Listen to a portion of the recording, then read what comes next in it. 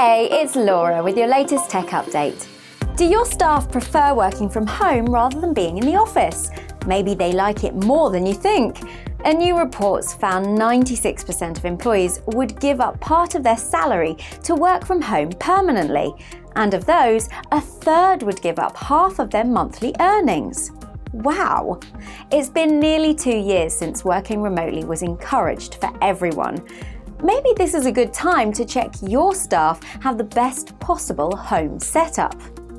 First, you should review your data security. Make sure their home networks are secure and remote network access is safe. Then check you're using the right collaboration tools.